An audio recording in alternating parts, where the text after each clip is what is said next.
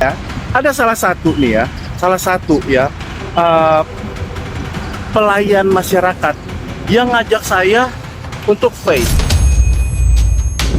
Dan itu waktu di Perkim itu di dalam ruangan khusus mereka datang ke saya gitu kan ya, kayak nyerang, ini ngomong satu sudah, padahal sudah ada orang menjelaskan ke saya. Berapa orang? More than 3. Merasa Padahal saya nggak berbicara sama mereka, bahkan ada satu ya, saya sebut namanya ya, dia ngajak saya duel, dia bilang buka baju. Saya bilang buka baju nih, konotasi saya dia mau ngajak duel, nggak mungkin dong kita mau berhubungan badan kan ya. Saya hanya bilang prosesnya ini loh mbak, bukan masuk ke mbak tanggal 7 April itu. Dia malah bilang gini, it's not my problem. Aku di-spill oleh orang yang menemani aku, nanti kalau minta tanda tangan kasihlah si beliau ini sekian gitu kan.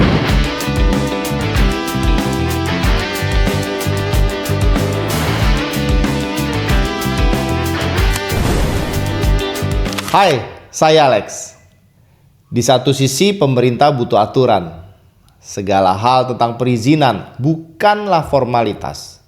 Salah satunya perizinan bangunan gedung atau yang dikenal PBG. Ini soal tata kota, keselamatan dan legalitas. Tapi di sisi lain, kenapa banyak pengusaha justru merasa mengurus izin itu lebih sulit daripada membangun usahanya sendiri? Serius. Ada yang sudah punya modal, siap buka usaha, siap menyerap tenaga kerja. Tapi langkahnya berhenti. Bukan karena pasar, apalagi karena kompetitor. Tapi karena izin belum selesai. Dan sekarang, masalah ini lagi ramai dibahas. Karena ada video TikTok yang memunculkan keluhan itu ke publik. Jadi yang bermasalah prosesnya atau sistemnya. Mari kita lihat apa yang sebenarnya terjadi. Halo guys, saya sedikit mau menyatakan kekecewaan saya terhadap pelayanan di pemerintahan Bandar Lampung ya. Jadi begini guys, saya itu kan mempunyai usaha kos-kosan. Karena saya warga negara Indonesia yang baik, saya melaporkan ke pemerintah Bandar Lampung ini dan ingin membuat IMB. Saya membuat IMB ini sebenarnya prosesnya itu dari bulan November tahun 2025 kemarin. Oke, saya ikutin prosedurnya. Saya datang ke perizinan, kemudian saya mendapatkan informasi bahwa dokumen yang harus disiapkan seperti A, B, C, D, in the blue akhirnya saya siapkan. Setelah itu saya tunggu lama banget, dan akhirnya pas pada bulan April saya baru mendapatkan kabar lagi. Dan dokumen saya itu setelah diperiksa harus ada yang di submit lagi. Oke, saya ikutin ya.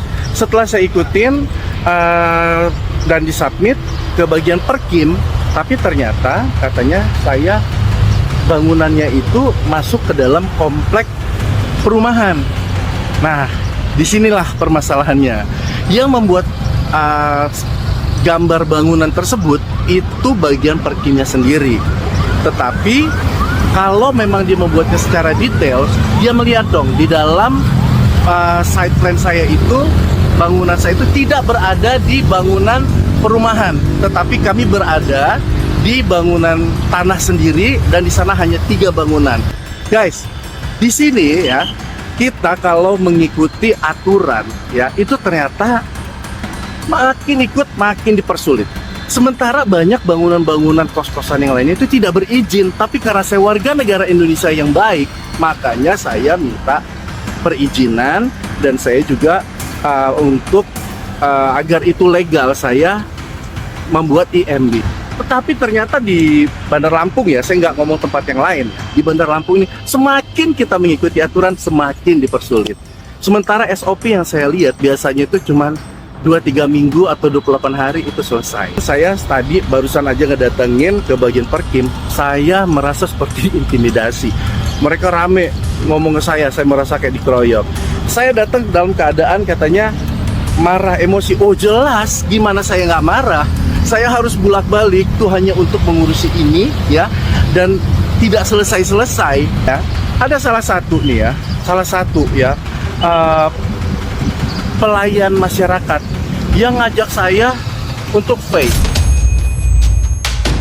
Saya aneh deh, emang ada beberapa oknum yang kadangan, oh kalau mau ngurus IMB ini biar cepat, bayar sekian belas juta, sekian puluh juta, nanti bisa cuma berapa minggu atau berapa hari. Ada yang datang ke saya ngomong seperti itu, ya. Tetapi saya nggak mau, saya mau lihat bagaimana sih proses pengerjaannya kalau saya mengikuti rules-nya. Jadi untuk pemerintah Kota Bandar Lampung, tolong ya, kalian kalau ada orang yang berbaik hati dengan sadar diri mau datang membuat IMB untuk memberitahukan bahwa ini usahanya secara legal, tolong dibantu, jangan dipersulit. Ingat ya, jangan dipersulit. Kita disclaimer dulu, obrolan ini adalah ruang berbagi, evaluasi, dan pembelajaran, bukan untuk menghakimi. Kami menjunjung kehati-hatian, keberimbangan, dan membuka ruang klarifikasi bagi pihak-pihak terkait. Langsung saja kita dengar sendiri dari pelaku usaha yang pernah berjuang mengurus legalitas usaha, termasuk PBG. Uncle Dana, terima kasih sudah hadir. Hello, thank you for your invitation me ya. How are you? Very good, excellent, Spectacular. spectacular. Oh, Gimana Uncle fantastic. Dana? I'm good, ya. Cuman good sih. Lagi viral nih kayaknya Uncle Dana. Ya, maybe. Saya nggak tahu itu viral kenapa. Ya, oke, Uncle. Yes. Ini sebelum masuk persoalan nih, Uncle. Kenalan dulu dong ke penonton. Uncle Dana ini usahanya apa? Dan di mana Uncle berada 10 tahun terakhir ini? Wow.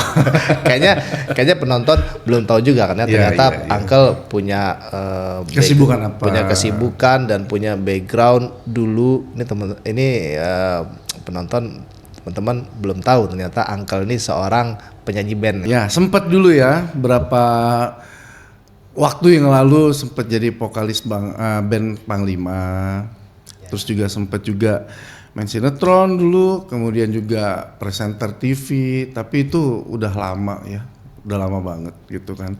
Cuma sekarang ya paling karena mau ada harus eksistensinya tetap ada sebagai orang yang bisa nyanyi gitu kan. Sekarang paling cover lagu Jawa, lagu Panglima itu kita bikin lagi dalam versi Jawa dari bahasa Indonesia ya, dari lagu band. Kemudian ada lagu Lampung juga aku cover, Tanolado, lagu favoritku. Gue nonton lah Uncle. Oh, masa sih? Kasih like juga. Oh, di subscribe juga. Kasih komen, subscribe. Thank you. Oke, Uncle, ini Uncle kan kayaknya belakangan ini bikin usaha kos-kosan. Yeah. Ceritain sih usaha kos-kosannya ada di mana, sudah berapa lama, pengen tahu nih. Oke, sebenarnya kalau bikin usaha kos-kosan itu sebenarnya unsur nggak sengaja. Karena memang keinginan keluargaku, aku itu harus ada properti yang ada di Bandar Lampung atau di Lampung ini. Karena mereka takut aku hilang, takut aku nggak pulang lagi gitu kan. Jadi ya udah, singkat cerita aku beli tanah gitu kan di daerah Sukarame, tepatnya di Karimun Jawa ya, Jalan Karimun Jawa. Aku bangun, dan setelah dibangun itu ternyata harus ada izin ya. Nah, aku lihat di sini kan ada tempat di land aku itu, di propertiku itu ada 2 bangunan sebenarnya. Di situ ada kos-kosan juga yang memang sudah berjalan. Terus yang satunya ada bangunan lagi itu kantor plus rumah. Jadi ya udah aku bangun, terus aku datang ke Pemkot sana, ketemu ke bagian perizinan. Setelah itu aku dikasih tahu ternyata harus mempersiapkan seperti salah satunya itu ada tanda tangan untuk izin lingkungan. Kemudian itu ada izin lingkungan itu ditandatangani oleh lurah. Nah setelah itu aku sempat datengin ke lurah itu gitu kan ya, tapi tetap ya pelayanannya itu kayak welcome gak welcome gitu loh. Terus bahkan aku di-spill oleh orang yang menemani aku, nanti kalau minta tanda tangan kasihlah si beliau ini sekian gitu kan. Aku bilang, kok aku harus keluarkan uang lagi hanya untuk tanda tangan? Dan kita nemuinnya itu nggak di kantor, karena posisi beliau itu waktu itu ada lagi di dekat kosanku juga ada kan di situ kayak ada kali kecil. Nah dia lagi ada di situ, lagi ada pengerukan pakai eskavator. Jadi aku akhirnya datang ke sana, aku minta ya kayak welcome nggak welcome gitu loh. Padahal cuma minta tanda tangan doang bahwa ini sudah diketahui oleh beliau. Nah ada satu kejadian yang aku juga ngerasa kayak aneh. Ketika aku minta tanda tangan itu, beliau ini bilang ini persetujuannya harus ke camat. Saya bilang enggak pak, gitu kan. Kenapa bilang enggak? Karena nggak ada kolomnya untuk camat. Dan saya pun sudah nanya ke bagian perizinan bahwa hanya sampai di lurah, RT dan lurah sama lingkungan aja. Itu pun paling 2 atau 3 selesai. Oke, dia sempat nelpon ke kecamatan itu, kemudian dibilang camat itu bilang oh nggak perlu, dia bilang kan nggak perlu. Oke, aku bilang nggak perlu kan pak. Nah akhirnya singkat cerita dia tanda tanganin. Dan saya itu nggak memberikan apapun ke beliau. Ternyata pas aku lengkapkan semua dokumen, aku serahkan ke perizinan, kemudian itu dokumen-dokumen tersebut disubmit, itu dari bulan November 2025. Awal ini mengurus perizinan November 2025 aku datang ke sana ya. Ini udah tanggal 28 November tepatnya. 5 bulan. Ya. Jadi you can imagine Pak Alek, aku datang ke sana dari bulan November dan melakukan prosesnya itu dan baru dapat kabar itu di bulan April. Nah, bulan April ini pas aku dapat kabar, dia mengirim email katanya. Oke, tapi aku sempat buka email itu pas ku klik itu expired. Jadi aku nggak bisa ngebuka apa tuh isi emailnya. Karena aku sempat nunjukin ketika waktu mau diverifikasi sama verifiernya. Emailnya nggak bisa dibuka. Expired. Jadi pas aku klik tulisannya expired gitu kan. Jadi singkat cerita aku datang ke bagian Perkim. Nah sampai di Perkim itu ya, tapi sebelumnya pagi-pagi aku nerima telepon dari orang Pemkot juga. Dia bilang gambar yang diberikan ke mereka itu masuk ke dalam perumahan yang ada di belakang kosku kan ya. Aku bilang nggak mungkin karena itu kita berada benar-benar cuman 3 bangunan dan memang ada dibatasi oleh tembok perumahan. Itu juga perumahan kecil paling sekitar 7 kali ya, 6 atau 7 rumah ya, klaster gitu kan. Jadi begitu aku bilang nggak mungkin, aku mau nunjukin sesuatu ya ke Pak Alek, dibilang orangnya itu sudah datang ke sana, dia attend di sana, mereka datang bilang bahwa mereka nggak mungkin salah gitu loh, bahwa mereka ini sudah ngelihat memang kondisi aku ini pak. Dua arah, Okay. kamera ini ya. Ya. Dibilang katanya, jadi ini kan dibilang katanya mereka sudah datang kemari dan mereka nggak mungkin salah. Artinya kan physically mereka attend on my land. Ya kan? Jadi kalau udah dibilang mereka datang ke sana, harusnya nggak salah dong. Nah, kenapa saya masih dibilang masuk ke dalam perumahan itu? Nah, saya keberatan sampai di situ kan. Ketika saya datang ke sana itu, setelah saya menerima telepon, nah mungkin akhirnya saya datang ke Perkim dan sampai di Perkim itu saya menemui yang memverifikasi atau verifiernya kan ya kan. Yes. Jadi saya menemui si Mbak itu dan saya cukup dengan Mbak itu aja seharusnya. Ya, Mbak yang memberikan yang memverifikasi dokumen-dokumen saya.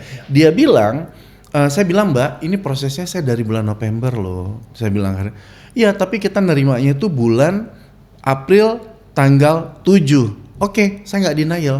Saya nggak denial. Boleh Mbak bilang seperti itu. Awalnya sih sedikit cekcok. Tapi Uncle, sorry kita potong. Dari November sampai April, Uncle berapa kali bolak-balik ke situ? Ya berkali-kali. Sementara aku kan memang nggak domisilinya di Indonesia, ya. Jadi aku bolak-balik ke sana itu kadang ke pemerintah kota. Iya, itu berkali-kali. Aku sendiri lupa ada berapa kali karena saking seringnya, gitu kan ya. Jadi, kataku ini terlalu lama juga nih prosesnya. Nah, ketika aku menemui si verifiernya, aku tanya, Mbak, kok lama? Dan iya kita udah ngirim email tapi nggak dijawab. Tanggal 7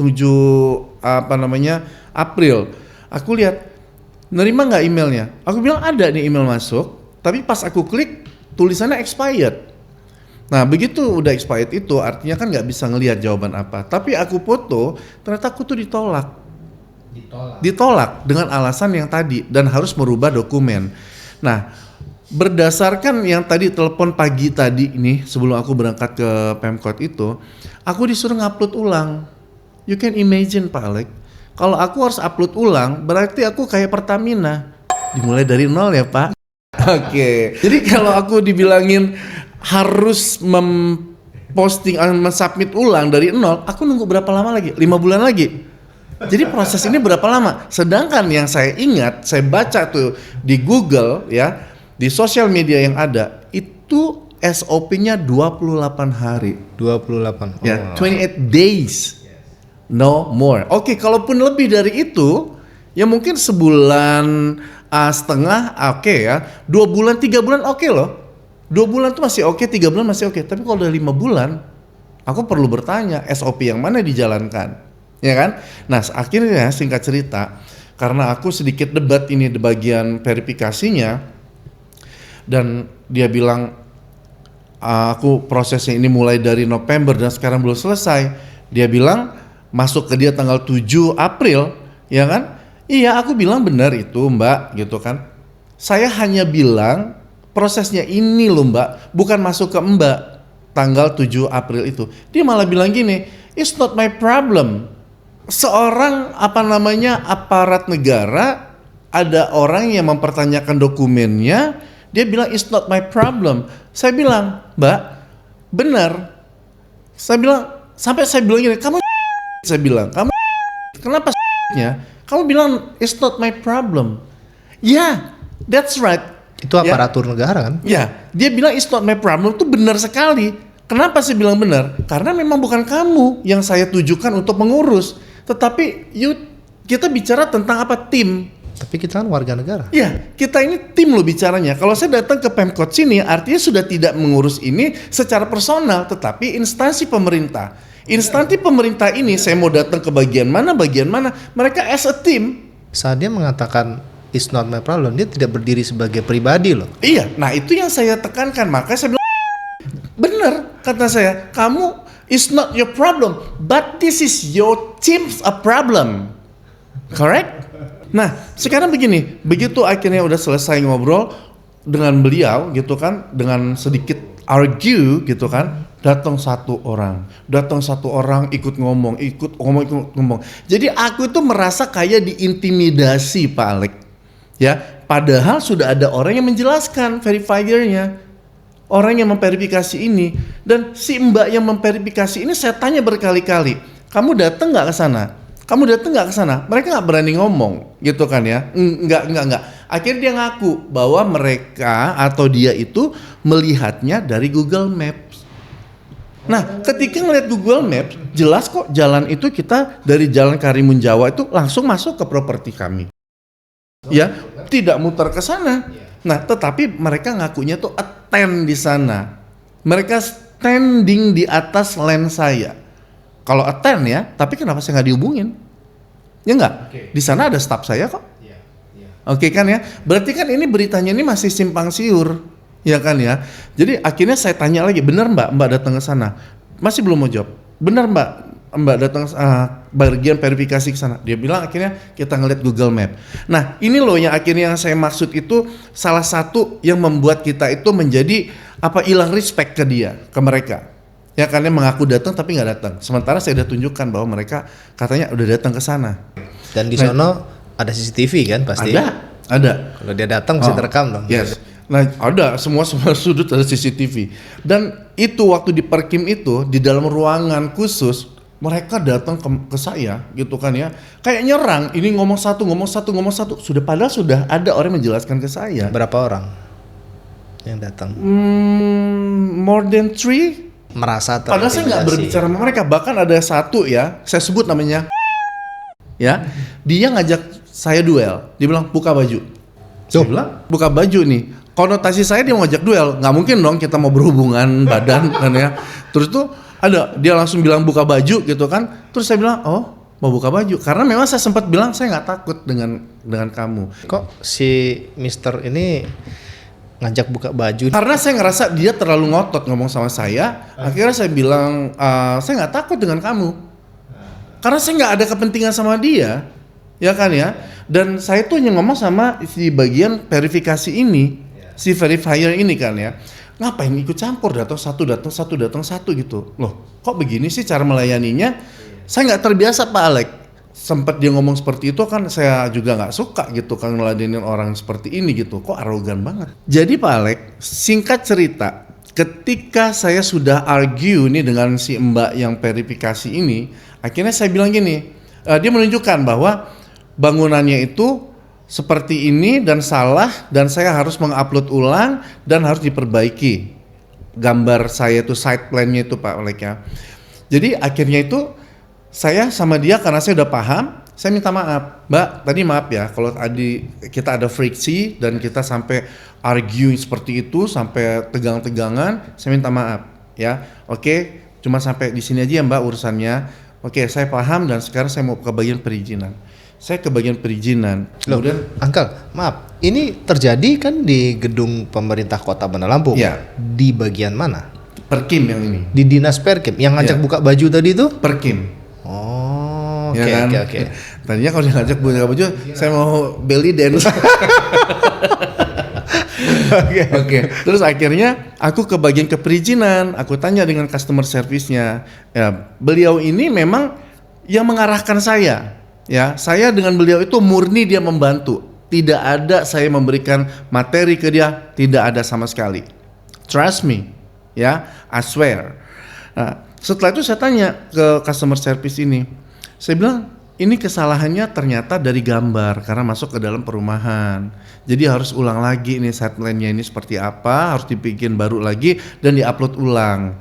Terus dia bilang, loh kok bisa salah? Sementara yang membantu membuat gambar itu adalah pihak Perkim sendiri di bagian tata ruang. Nah, di sini loh yang mulai saya bingung, dia yang membuat gambar, bagian Perkim bagian tata ruang ya, tata ruang, dan dia juga yang nyalain saya. Kan aneh. Nah, sementara ruangan mereka itu bersebelahan, yang verifikasi dokumen ya, yang sebelahnya lagi ruang tata ruang yang membuatkan gambar itu. Nah kan ini aneh, mereka nggak berkoordinasi, bersebelahan loh Pak Alex. Saya tuh sebenarnya untuk ngurus ini, saya pulang juga loh dari luar Pak Alex. Saya lagi nggak di Indonesia sebenarnya, cuman mengurus masalah ini, saya mau tahu prosesnya itu step by stepnya. Kalau saya follow the rules itu seperti apa? Saya mau tahu dulu nih, karena kan kalau orang bilang cerita begini, oh coba nih saya ngurus bener nggak? Ternyata bener.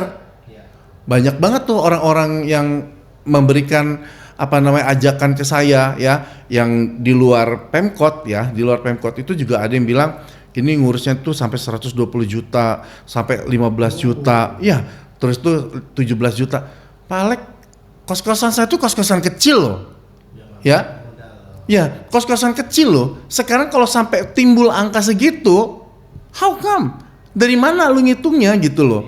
Dan ini nih yang mungkin ini calo-calo dokumen lah seperti itu ya. Pasti, saya nggak bilang orang pasti di luar Pemkotnya. SOP pemerintah kota lah pasti. Benar. Nah akhirnya saya bilang nggak mau, saya mengurus sendiri, saya mau prosesnya seperti apa step by stepnya. Ternyata yang saya alami seperti ini gitu kan ya. Tapi nggak apa-apa, saya puas karena saya dapat pelajaran di situ Pak Alex. Nah seperti itu. Nah akhirnya Pak Alex kembali lagi ke poin yang tadi. Setelah saya balik lagi nih dari perizinan tadi, customer service-nya, saya balik lagi ke ruang Perkim. Saya sampai ke sana, akhirnya saya ditunggu tuh rame orang Pak Alex. Bukan ditunggu ya, pas saya datang itu memang pintu mereka terkunci. Saya minta bukain lagi pintu itu dari jendela. Saya bilang, yang nyamperin saya dengan mimik dan air muka itu kurang bersahabat. Ya, itu menurut penilaian saya dan itu yang saya rasakan. Jadi pas udah sampai di situ dibukain, tapi dia tuh kayak ya mungkin karena abis saya tadi itu ada sedikit debat, mungkin dia masih menyimpan rasa ingin balas budi ke saya. Jadi akhirnya dia memasang ya gitulah aling-alingnya kayak gitu kayak masih marah. Oke. Nah, tapi ketika saya ngomong bahwa kejadian ini adalah kesalahan bukan dari pihak saya, ke pihak yang membuat ini adalah pihak yang Perkim sendiri, bla bla bla bla bla bla bla gitu kan. Dia kayak mau hit saya gitu, mau nyerang saya gitu kan ya, dengan komentar dia dengan segala macam mungkin ya. Ini menyerang psikis maksudnya ya. Adu argumen. Iya, Ya. Uncle merasa terserang psikis Ya, tapi kalau psikis fisik saya, kan iya. tidak ya. Oke, dia adu argumen, tapi artinya di sini saya udah nggak happy gitu kan. Masa menyambut saya orang yang benar datang ke sana dengan rasa sadar, artinya ingin mengikuti rules karena gini ya, Pak Alek, kalau mau buka usaha, saya nggak mau usaha saya itu jadi ilegal. Saya terbiasa itu memang ngurus di Australia juga. Memang tidak boleh dong, ilegal gitu. Nah, dan saya bilang nggak semua orang yang punya usaha kos-kosan di sini tuh meminta izin. Saya datang ke sana untuk minta izin loh Pak Alek. Dan kenapa proses saya ini dibikin lama, dibikin sulit, terus tuh dengan alasan oh memang dari sini sapinya lama, ini begini. Kenapa dikeluarkan SOP 28 hari? Kenapa mereka nggak protes dengan SOP itu? Uncle lihat di mana itu SOP 28 Silakan aja hari? buka di Google. Dan juga orangnya sendiri, orang Pemkotnya sendiri bilang SOP 28 hari. Oke, secara verbal dia mengatakan itu dan kita lihat di Google, coba lihat. Sekarang kan gampang kita mau searching berita ataupun ChatGPT juga iya, banyak. ChatGPT juga bisa gitu kan, AI atau banyak gitu kan. Nah artinya saya berpedoman dengan itu. Cuman lewat sebulan, 2 bulan, 3 bulan oke lah. Tapi kok 5 bulan? Ya. Ya dengan alasan 7 Terlalu lama. April baru diterima di bagian Perkimnya. 7 April. 7 April. Ini online kan? Online. Ya artinya kan bisa memangkas yang namanya Iya. birokrasi, bisa Iya. memangkas yang namanya waktu, ruang. Betul. Dia terima 7 April tapi masuk Ke ininya, ke pendaftarannya Perkimnya. ke Perkim. Tapi saya proses itu dari November. Jadi November tuh saya proses mempersiapkan dokumen A, B, C, D, Indebla lah pokoknya saya siapkan. Nah, memang lama sih Pak Alek setelah proses submit dokumen itu. Karena kan memang nunggu kelengkapan, minta dokumen yang artinya itu dari tetangga belakang, izin lingkungan, lurah segala macam. Nah, makanya saya bilang prosesnya itu dari bulan November. Uncle, jadi secara pribadi dampaknya terhadap ini kan udah lama ya, udah 5 bulan ini. Dampaknya ke Uncle-nya apa nih sekarang nih? Kalau dampaknya ya pasti ya waktu saya terbuang, secara materi juga habis karena saya sekali lagi saya kan nggak domisili di Indonesia ya. Jadi saya kalau kemari dimintain tanda tangan atau ngurus untuk yang kepentingan dokumen ini harus saya yang urus, katanya kan bisa diwakilkan. Saya nggak mau, saya mau saya yang ngurus. Saya mau tahu bagaimana step by stepnya kalau kita follow the rule dan bagaimana step by stepnya kalau kita ngurus sendiri. Benar nggak sih gosip-gosip di luar sana itu bakal sulit, bakal begini, bakal begitu? Ternyata benar. Ternyata benar. Tapi biaya ada keluar nggak? Biaya kalau keluar sih paling kalau untuk bikin apa sih namanya itu gambar itu kan jasa gambar, terus sama ya ongkos-ongkos sih paling ongkos-ongkos saya ke sana ke Pemkot itu sama waktu lah ya, terutama kalau saya lagi di luar ya, lagi nggak di Indonesia, itu sih lebih ke situnya. Padahal uncle-nya dari awal niatnya baik loh. Ini kita harus respect lah. Ini ada warga yang memang usaha kos dan dia pengen semuanya legal. Dan uncle memang walaupun tadi katanya dari teman ada memberi informasi, tapi memang uncle dari keinginan sendiri kan. Keinginan sendiri. Ingin Goodwill. Yes. Kalau orang ngurus PBG biasanya mau jual rumah atau dia mau cari pinjaman di bank dan segalanya gitu. Kalau saya bukan, saya pengen itu maunya memang usaha saya itu legal, itu aja sampai di situ. Bukan karena ada MLM pinjam atau jual properti, no. Baik, Uncle. Yes. Sekarang kan akhir April ya, Iya. 2026. Nah, sekarang jadi sampai mana nih prosesnya sampai hari ini setelah TikToknya viral nih? Kalau dibilang sampai mana prosesnya sih sekarang itu barusan tadi aku dihubungin bahwa PBG persetujuan aku bangun gedung. udah diterbitkan. Tinggal ya, tapi dengan syarat diterbitkan ini kenapa gitu kan ya? Ada beberapa request sebenarnya kan ya. Karena saya sudah banyak kerugian, menanggung kerugian dari materi dan waktu gitu kan ya. Saya minta saya minta di ini kan apa namanya itu di free kan untuk biaya retribusi ya, itu hampir 6 jutaan. Wow, Jadi ya free. saya minta di free kan. Oh, minta di tapi free kan. ada timbal balik. Video saya di take down. Gitu. Siapa Iya. yang minta video di Ya take dari down? pihak mereka. Mereka ini siapa? Pihak Pemkot, dari pihak Pemkot dan dari pihak saya ada nih sekarang namanya DPMP TSP. Panjang banget, disingkat aja masih panjang ya. Itu yang minta video. Ya, dari bagian itu yang minta. Malah dari pihak Perkimnya justru itu nggak ada permintaan, nggak ada yang menghubungi saya. Dari bagian Departemen DPMP TSP inilah yang menghubungi saya. Permintaan saya tolong untuk selanjutnya orang-orang yang ada masalah serupa dengan saya tolong diberikan apa namanya itu tolong dibantu agar segera cepat diselesaikan. Dan nggak nunggu viral dulu kan? Iya. Atau memang begitu ya. No viral no justice istilah sekarang ini ya. Oke. No viral no justice. Oke. Jadi aku ketemu gitu kan sama beliau. Dua orang ini perwakilan waktu itu kalau saya namanya Pak Rio sama Pak Muntahar.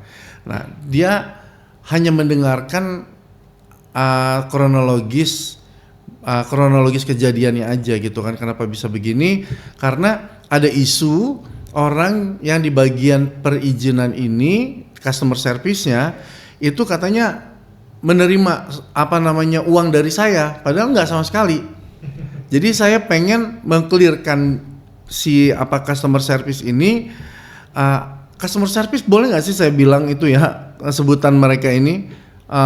Saya nggak tahu sebutan mereka tuh istilahnya apa ya. Saya katakan itu customer service-nya lah ya. Karena memang menerima tamu untuk memberikan penjelasan. Ya oke, katakan seperti itu.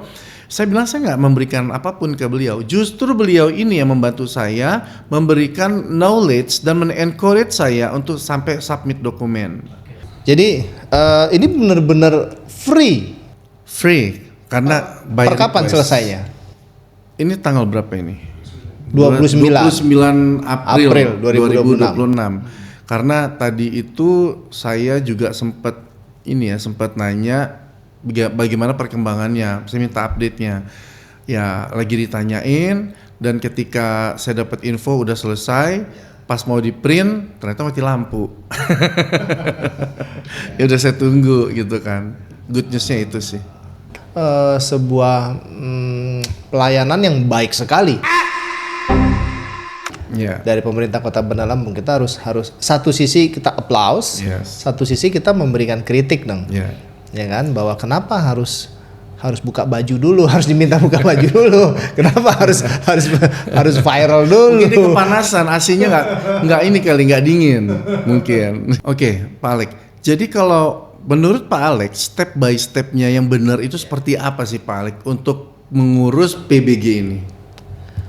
Untuk mengurus, saya akan cerita bukan hanya PBG, tetapi perizinan dari sebuah usaha ya. Yeah. Tapi karena ini penonton lihat, kita harus ngadep kamera dulu penonton. Oke. Jadi memang di Indonesia ini perizinan usaha ini mengacu pada sebuah sistem yang namanya OSS, berbasis risiko. Dan ini dasar hukumnya adalah PP nomor 5 tahun 2021. Nah, biasanya jenis dokumen perusahaan yang umum ditemui di OSS itu biasanya yang gerbang pertamanya adalah NIB, nomor induk berusaha. Jadi kita punya usaha apapun, kita daftar di OSS, baik atas dasar badan usaha atau atas dasar perorangan, itu semua ada NIB. Dan tentu saja kita pilih KBLI.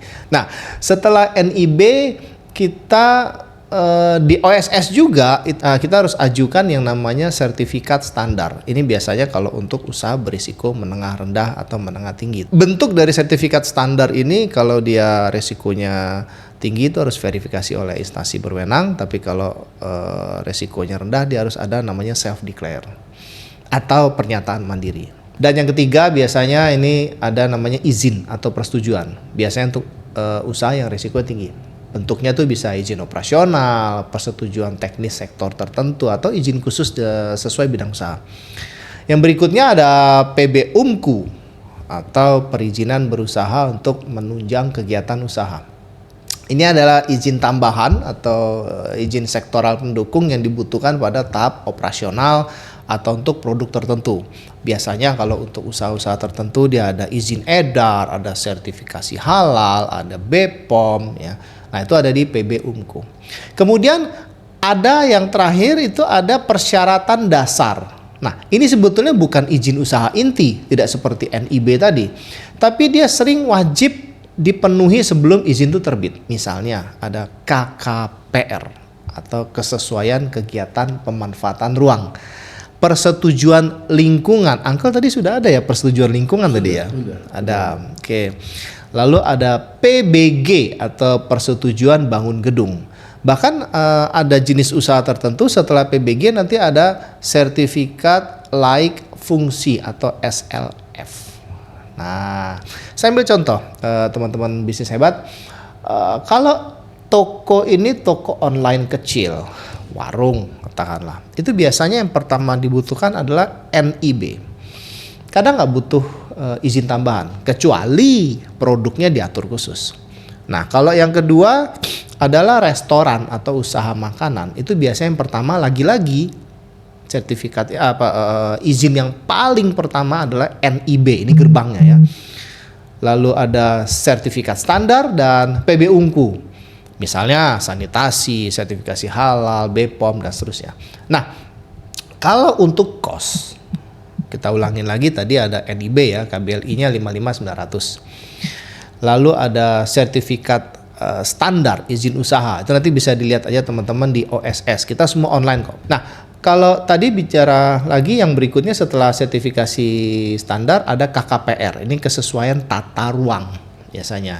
Ini biasanya keluarnya bisa OSS atau dari Pemkot atau ATR BPN gitu, sesuai integrasinya deh. Kemudian ada persetujuan lingkungan, SPPL, UKL, AMDAL sesuai dengan skala usahanya. Ya, lalu ada PBG. Nah, ini yang permasalahan hari ini kita bicara PBG itu sebetulnya ada online-nya namanya SIMBG namanya atau melalui Pemkot terkait. Dan nanti kondisional ya untuk usaha-usaha tertentu ada sertifikat laik fungsi SLF. Lalu setelah itu nanti ada lagi izin teknis yang ada di PB Umku. Dan khusus untuk PBG, Uncle, untuk sekedar diketahui juga untuk teman-teman hebat bisnis hebat, bahwa dasar hukum PBG ini Undang-Undang Nomor 6 Tahun 2023 yaitu penetapan Perpu Cipta Kerja. Dan turunannya adalah peraturan pemerintah PP Nomor 16 Tahun 2021 tentang peraturan pelaksana Undang-Undang Nomor 28 Tahun 2002 tentang bangunan gedung. Lalu turunannya lagi ada Peraturan Menteri PUPR Nomor 21 Tahun 2021 dan yang paling rendah ada Perda, turunan yang paling rendah maksud saya ada Perda Kota Bandar Lampung Nomor 1 Tahun 2024 tentang pajak daerah dan retribusi daerah. Jadi mungkin teman-teman kalau mau tahu berapa biaya yang sesungguhnya, berapa lama prosedurnya itu ada di situ gitu.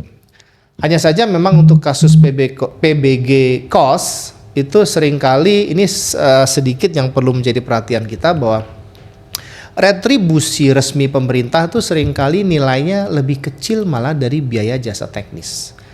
Nah, biaya jasa teknis ini yang sering muncul tuh ada gambar arsitektur, gambar-gambar yang tadi Uncle itu kan pasti ada gambar-gambar, dokumen teknisnya, jasa drafternya, bahkan ada konsultannya, revisi dokumen, penyesuaian fungsinya, termasuk biaya transportasi Uncle tadi, biaya bolak-baliknya. Oke. Dan teman-teman nanti kalau baca di peraturan perundang-undangan dan turunannya yang tadi saya sebutkan tadi. Jadi kalau ini konteksnya usaha kos-kosan lah ya atas nama perorangan, maka biasanya kalau kita bicara biaya dari PBG itu berapa sih?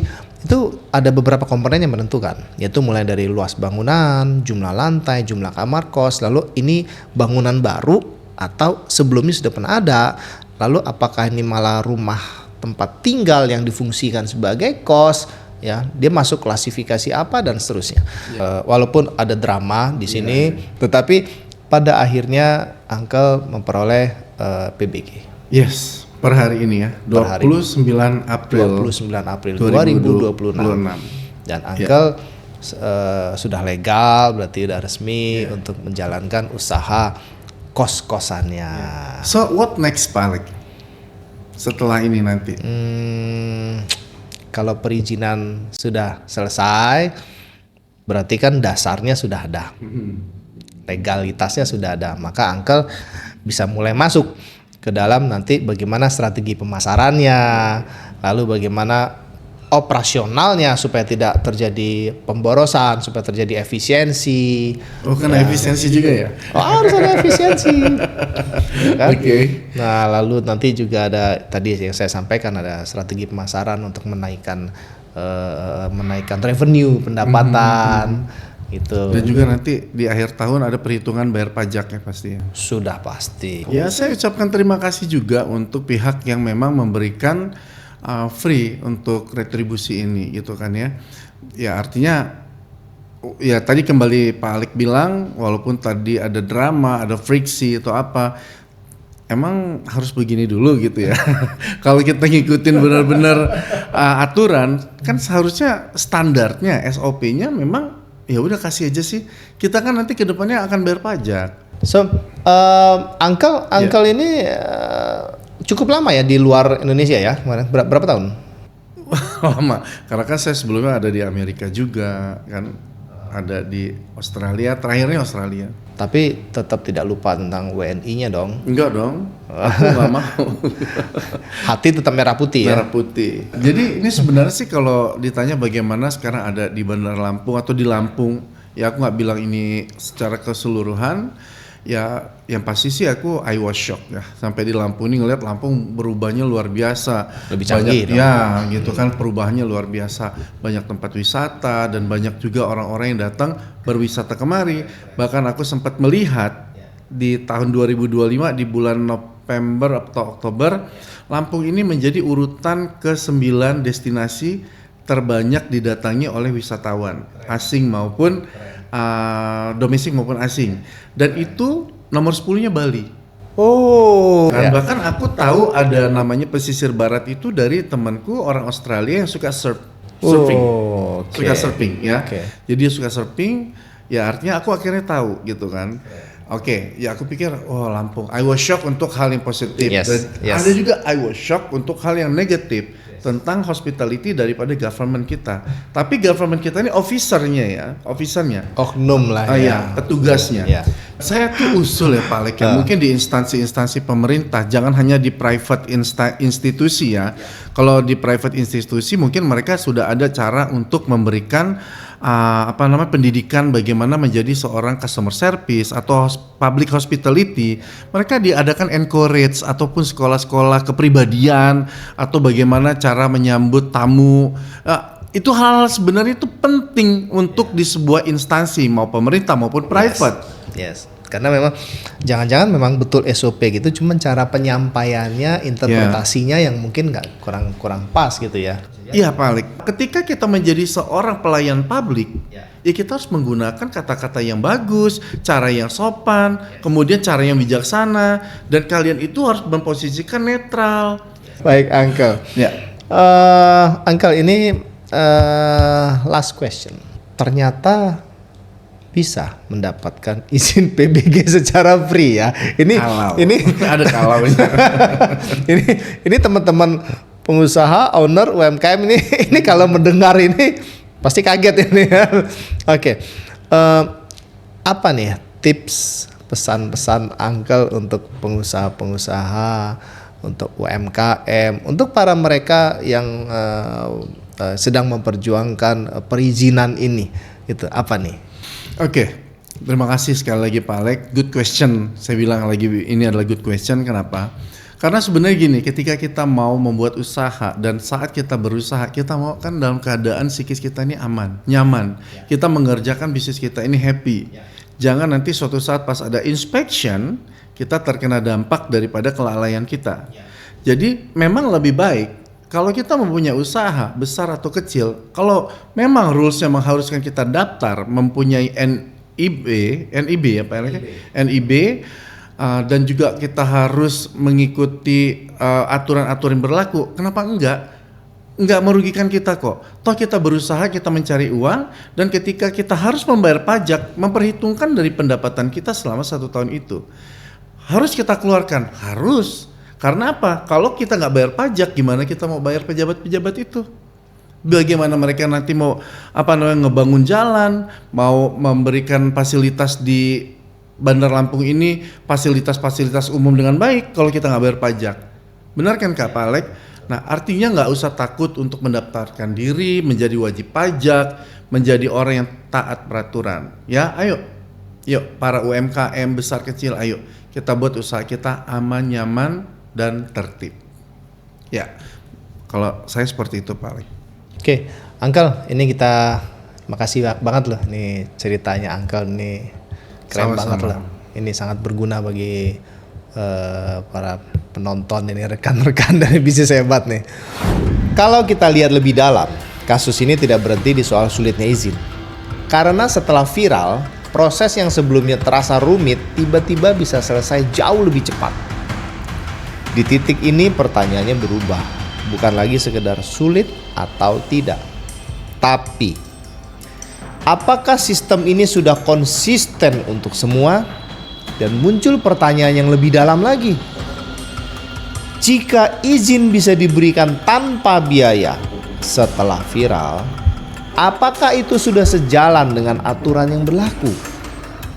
Dan bagaimana dengan rasa keadilan bagi pengusaha lain yang tetap mengikuti prosedur, tetap membayar retribusi, dan tetap berjalan sesuai aturan? Dan di usia kota yang akan masuk ke 344 tahun ini, yang sedang kita bangun bukan cuma usaha, tapi kepercayaan terhadap sistem. Kalau kemudahan hanya datang setelah viral, maka yang perlu kita benahi bukan hanya prosesnya, tapi sistemnya. Nah, teman-teman bisnis hebat, kalau kalian ada di posisi Uncle Dana, kalian gimana? Apakah akan pasrah atau malah berjuang seperti yang dilakukan oleh Uncle Dana ini? Saya Alex, dan ini Uncle Dana. Ingat, manajemen bisnis itu mudah. Yang sulit, tulis di kolom komentar. Sampai jumpa.